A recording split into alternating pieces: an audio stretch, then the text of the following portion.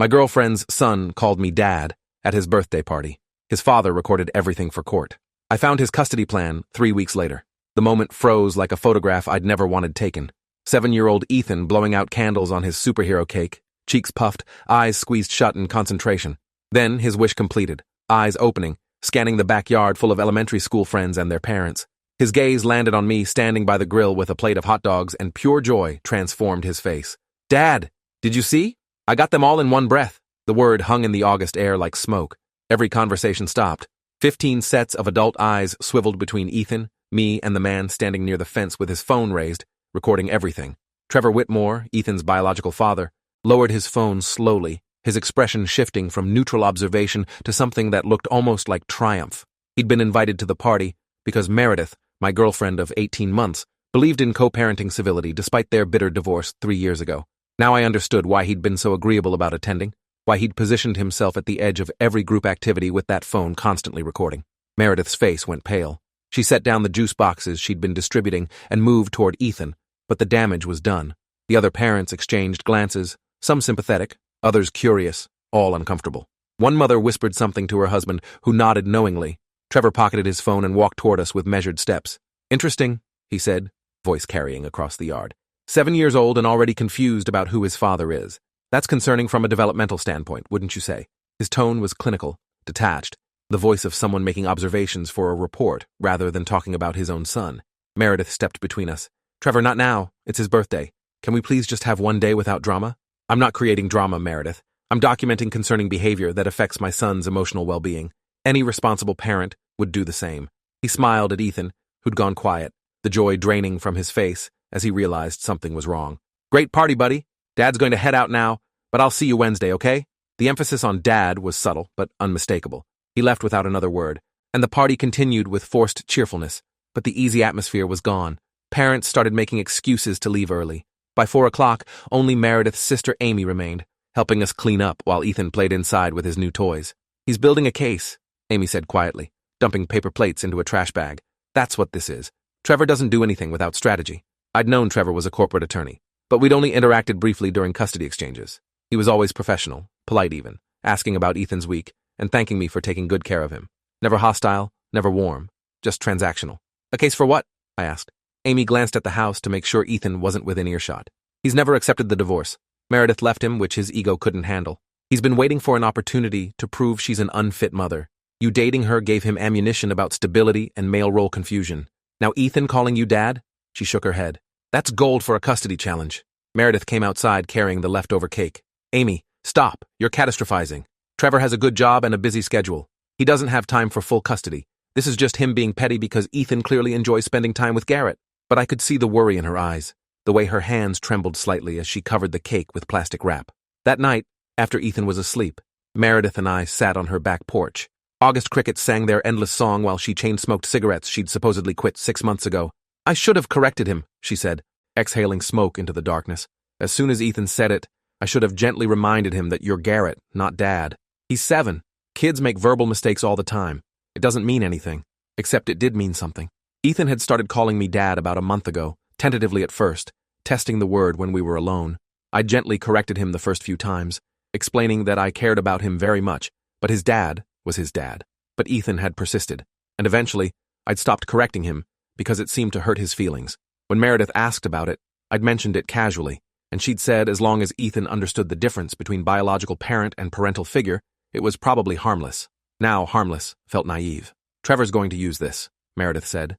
"He'll argue that I'm allowing Ethan to be confused about family structure, that I'm prioritizing my relationship with you over my son's need for clear parental boundaries. Is that what you're doing?" The question came out sharper than I'd intended. She looked at me, cigarette frozen halfway to her lips. "What's that supposed to mean?" "I've been careful about boundaries. I never pushed Ethan to see me as anything other than your boyfriend. I never tried to replace Trevor. But now I'm wondering if I should have been more firm about the dad thing. So this is my fault?" I didn't say that. We sat in silence until she crushed out her cigarette. Trevor was controlling when we were married. Everything had to be his way. Parenting decisions, finances, even what I wore to his firm's events. The divorce was ugly because he couldn't accept that I was choosing to leave rather than being driven away by circumstances. He spent months trying to prove I was having an affair, that I was mentally unstable, anything to make himself the victim. She lit another cigarette. "He got standard visitation every other weekend, and 1 weeknight because the judge saw through his manipulations. But he's been looking for an opening ever since. This is it. 3 days later, Meredith's lawyer called. Trevor had filed a motion for modified custody, citing concerns about parental alienation and role confusion.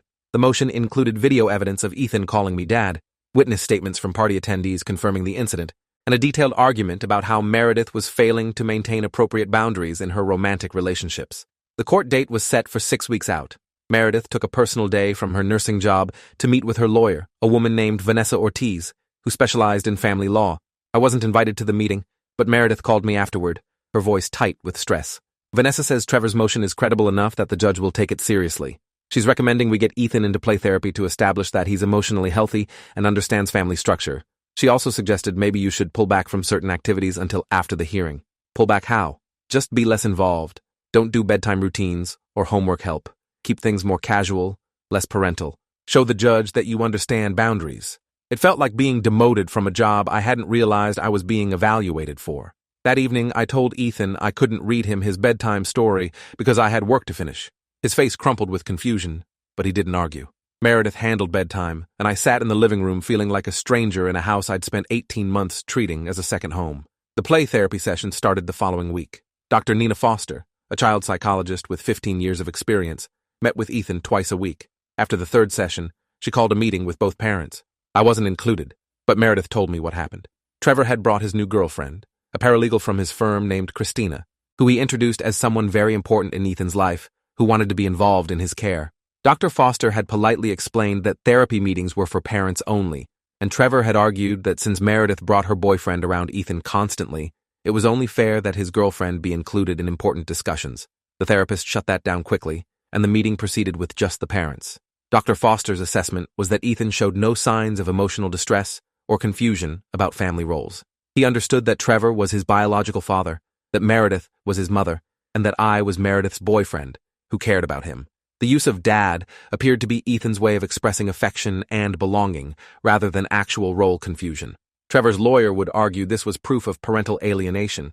Vanessa's strategy was to present it as normal childhood behavior that Meredith had addressed appropriately. 2 weeks before the court date, I noticed Trevor's car parked down the street when I arrived at Meredith's house after work. Not directly in front, but 3 houses down, far enough to seem casual. He was sitting in the driver's seat, phone in hand. When I pulled into Meredith's driveway, he drove away. The next evening, same thing. Car parked down the street, Trevor sitting inside. This time I walked over and knocked on his window. He lowered it, expression neutral. "Can I help you?"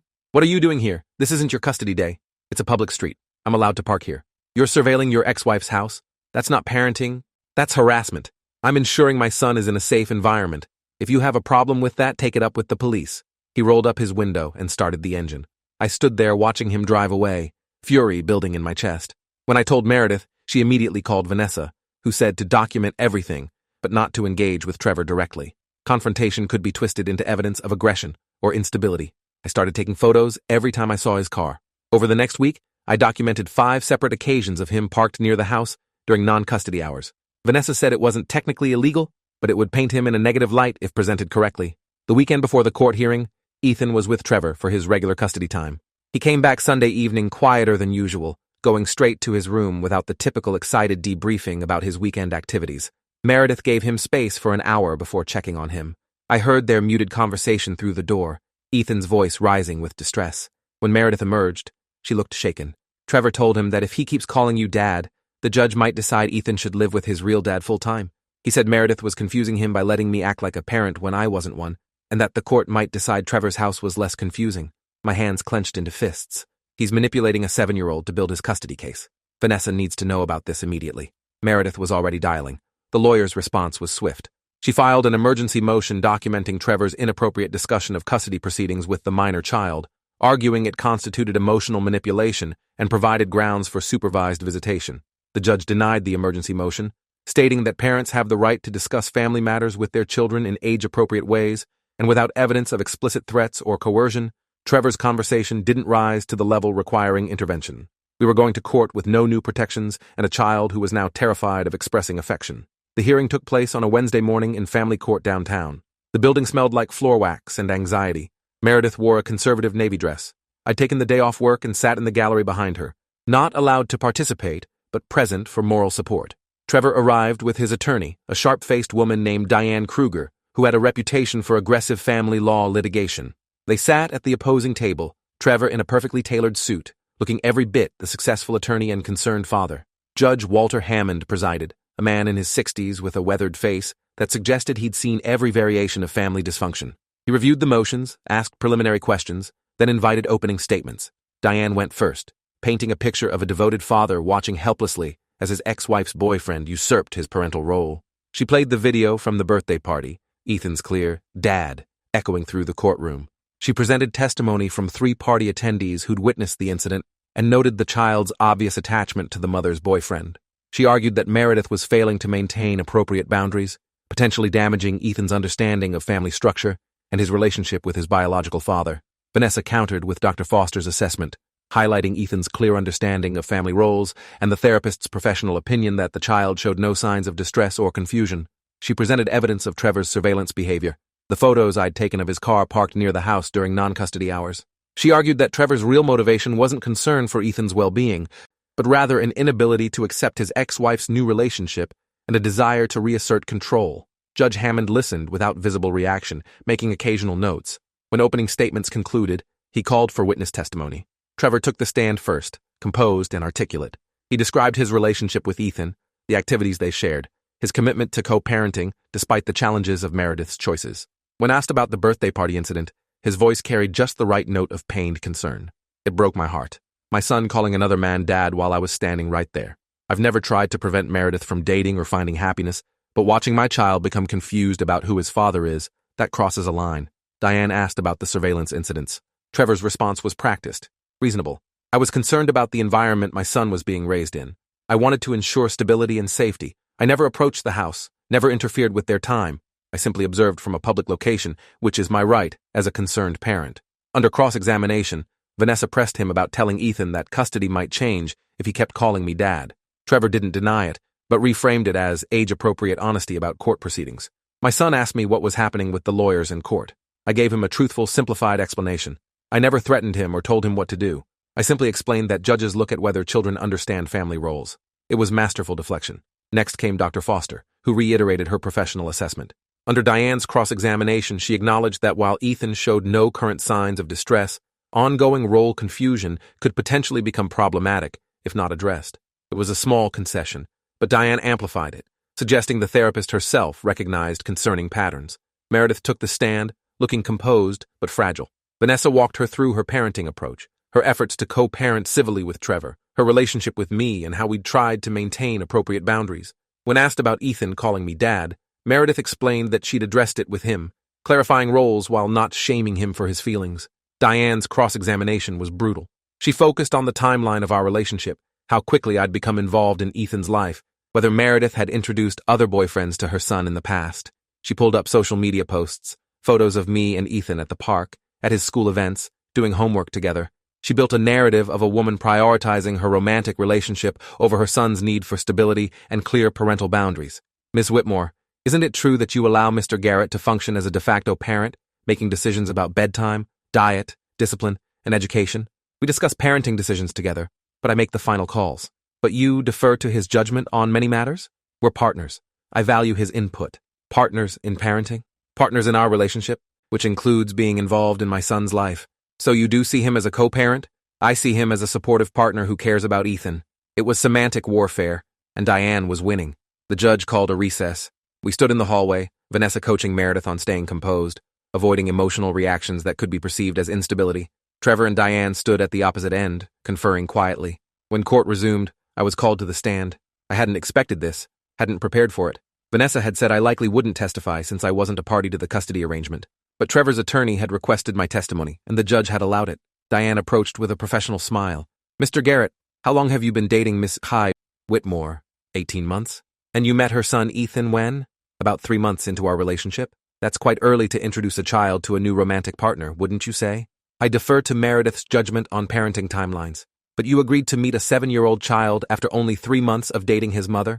I trusted Meredith's assessment that the relationship was stable enough. Stable enough that within 15 months her son would be calling you dad? The question hung there, loaded with implication. I didn't encourage that, but you didn't discourage it either, did you? I corrected him initially, but he seemed hurt by the correction. So I stopped. You stopped correcting a child's misunderstanding of your role because it hurt his feelings? I stopped correcting what seemed like his way of expressing affection. So you do see yourself as a father figure? The trap snapped shut. If I said yes, I confirmed Trevor's argument about role confusion. If I said no, I looked indifferent to Ethan's emotional needs.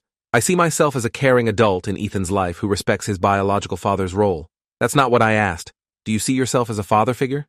I see myself as someone who cares deeply about Ethan and wants what's best for him, which includes allowing him to call you dad, which includes not shaming him for how he expresses affection while also reinforcing that Trevor is his father. Diane changed tactics. Mr. Garrett, have you ever disciplined Ethan? I've reminded him of house rules when necessary. Have you ever put him in time out? Once or twice, yes. Have you attended parent-teacher conferences? Once, when Meredith had a work emergency. Have you made decisions about his diet, bedtime, screen time? In consultation with Meredith, yes. So you function as a parent in every practical sense? I function as a supportive partner, helping Meredith raise her son. Her son. Not your son? Correct. But he calls you dad. Sometimes. And you allow it. The repetition was deliberate, hammering home the central point. I saw where this was going, saw how every honest answer was being weaponized. The cross-examination continued for another 20 minutes, Diane methodically building her case that I'd overstepped boundaries, that Meredith had allowed it, and that Ethan was caught in the middle of adults who couldn't maintain appropriate roles. When I finally stepped down, I felt like I'd just provided all the ammunition Trevor needed. Judge Hammond announced he'd review the evidence and issue a ruling within 2 weeks. We left the courthouse in silence. That evening, Ethan asked why everyone seemed sad. Meredith told him adults sometimes had complicated problems that had nothing to do with him and that he was loved and safe no matter what. He seemed satisfied with that answer, but I noticed him watching me carefully, as if trying to figure out where I fit in his world now that the question had been raised so publicly. The 2-week waiting period was torture. Meredith worked extra shifts to keep busy. I threw myself into my job as an equipment manager for a construction company, staying late to avoid the anxiety of empty evenings. We saw each other less, both afraid to discuss what might happen. When the ruling came, Vanessa called Meredith at work. I drove straight to her house, letting myself in with the key she'd given me a year ago. She was sitting at the kitchen table, phone in her hand, face blank. We lost. The judge had granted Trevor's motion for modified custody. Not full custody, but expanded time, moving from every other weekend to a 60-40 split. The ruling cited concerns about appropriate boundaries and the need for Ethan to have increased time with his biological father to maintain that relationship's primacy. The judge also ordered that I not be referred to as dad or any parental title, and that my involvement in parenting decisions be limited to consultation only, with Meredith making all final determinations. Trevor was getting what he wanted. Not everything, but enough. Enough to prove he could still control outcomes, still dictate terms, still punish Meredith for leaving him. We can appeal, I said. Vanessa thinks we have grounds. With what money? I'm already drowning in legal fees. Trevor has firm resources. He can litigate forever. She looked at me with exhausted eyes. Maybe I should just agree to his terms. Give him primary custody, see Ethan on weekends. At least then, this would be over. You don't mean that. I'm so tired, Garrett. Tired of fighting, tired of being judged, tired of watching my son get caught in the middle of adult warfare. I sat beside her, wanting to offer comfort, but not knowing what to say. Everything I'd tried to do right had somehow gone wrong. 3 weeks after the ruling, I was helping Ethan with a school project on family trees. He was supposed to draw his family and present it to his class. He'd drawn Meredith on one side, Trevor on the other, himself in the middle. Then, after hesitating, he'd drawn me off to the side, not quite connected to anyone. Where do you go? He asked. What do you mean? If the judge says you're not my dad, and you're not Mom's husband, where do you go in my family? It was the most direct he'd been about the situation. I'm here, I said carefully. I care about you and your mom. That doesn't change. But you're not really family? The question gutted me. Before I could answer, Meredith appeared in the doorway. Having heard the conversation, she knelt beside Ethan's chair. Garrett is family in the way that matters most. He chooses to be here, to care about us, to be part of our lives. That's real family. But Dad says... What did Dad say? Ethan looked down at his drawing. He says when people aren't married or related by blood, they're just visiting, that you could leave any time. Trevor's poison, delivered through a child's innocent repetition. Meredith's face hardened. That's not true. Family is who shows up, who stays, who loves you even when things are hard. Garrett is family because he chooses to be, and that choice matters. After Ethan went to bed, Meredith and I sat on the porch again, the September air cooler now, summer fading into fall. I need to tell you something, she said. Trevor offered me a deal. What kind of deal? He'll withdraw the custody modification if I agree to end things with you. The words hung between us like a grenade with the pin pulled. He approached me last week through his lawyer. If I break up with you and agree not to introduce Ethan to any romantic partners for 2 years, he'll revert to the original custody arrangement. No more court, no more fighting. And you're considering it? I'm a mother first. If stepping away from this relationship means my son doesn't lose half his time with me, how can I not consider it? He's manipulating you. Again, that's what he does. But it would work. Ethan goes back to his normal schedule. No more confusion about roles, no more court appearances. At the cost of teaching him that love is negotiable. That relationships end because someone with power demands it. Is that really the lesson you want him to learn? She lit a cigarette with shaking hands. I don't know what I want anymore. I just want my son to be okay. He won't be okay watching his mother cave to his father's control. He'll learn that Trevor gets what he wants through intimidation, that your happiness doesn't matter, that people who care about you can be forced out of his life. So what do I do? Keep fighting and lose more time with him? Or take the deal and at least maintain what we have? I stood, needing distance from the conversation. You do what you think is right for Ethan, but I'm not going to be the reason you let Trevor control your life again. I left before she could respond, drove home to my empty apartment, and sat in the dark, wondering how caring about someone had become grounds for their punishment. The next morning, Meredith called. I'm not taking the deal. Okay. I talked to Ethan last night, asked him what he wanted without telling him about Trevor's offer. You know what he said? What? He said he wishes everyone could just be happy, that he doesn't want you to go away and he doesn't want to spend less time with me, and he doesn't understand why adults make everything so complicated. Her voice cracked. He's 7 years old and already exhausted by the people who are supposed to protect him. So what do?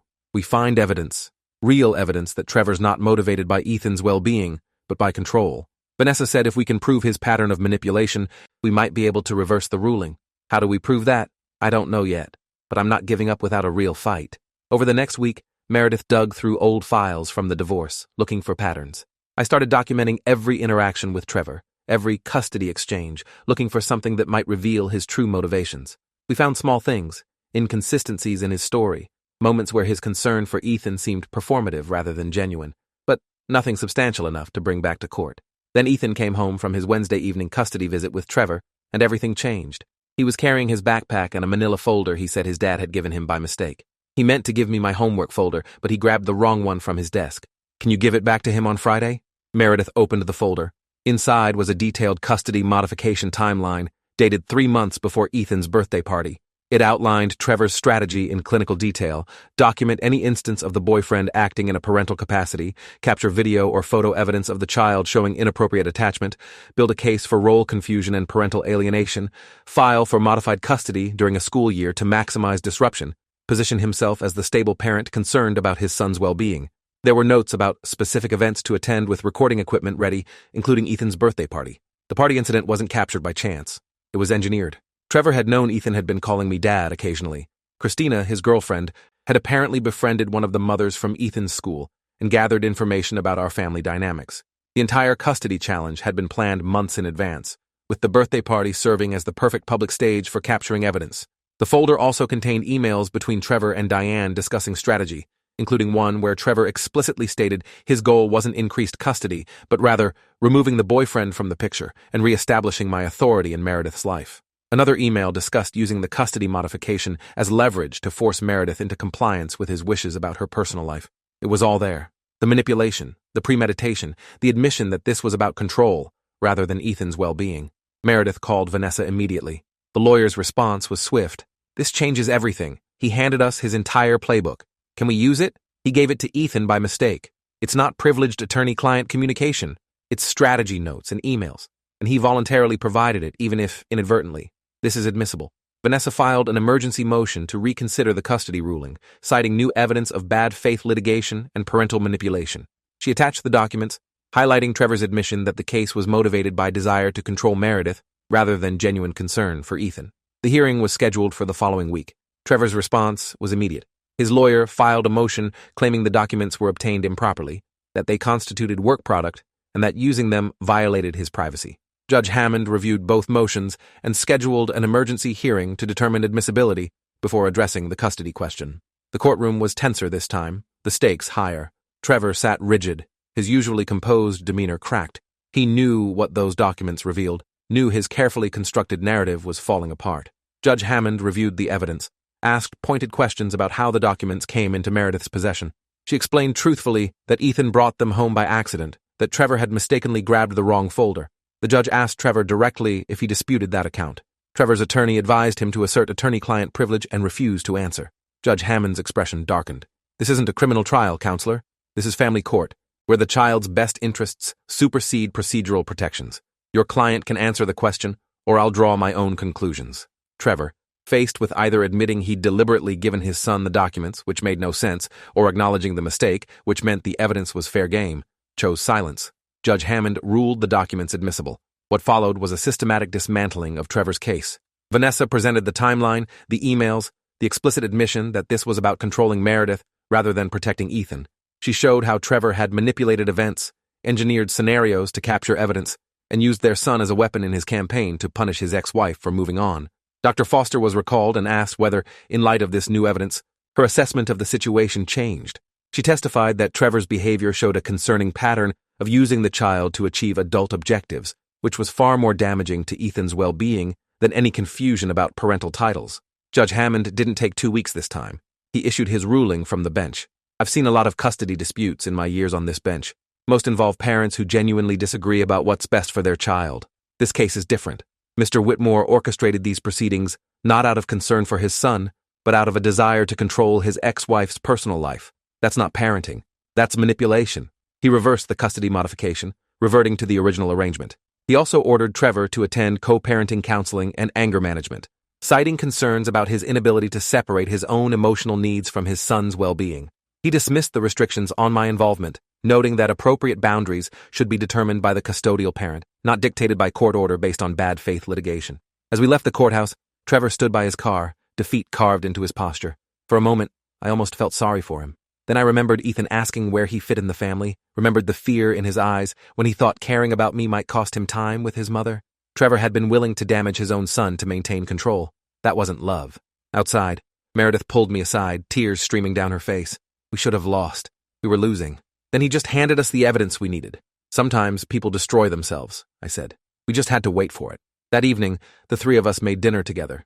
Ethan chattering about his day, Meredith laughing at his stories, me grilling chicken while they set the table. Normal, domestic, uncomplicated. When Ethan asked if he could call me Dad, Meredith looked at me, the question hanging between us. You can call me whatever feels right to you, I told him. But I want you to know something important. I'm not trying to replace your dad. He's your dad, and that's forever. I'm just someone who loves you and your mom, and wants to be part of your family in whatever way makes sense. Ethan thought about this seriously. Can you be like an extra dad? Like how some kids have 2 grandmas? Meredith and I both smiled. Yeah, I said. I can be an extra dad. 6 months later, Trevor's parenting time continued on schedule, but the warfare had ended. He'd completed his counseling, though whether it changed him or just taught him to hide his tendencies better remained unclear. Ethan thrived, his family tree project eventually, including everyone with clear labels that satisfied his teacher and his own understanding. Sometimes he called me Dad, sometimes Garrett. Both felt right. The custody folder sat in a file cabinet in Meredith's office, evidence that love doesn't conquer all, but sometimes truth conquers enough.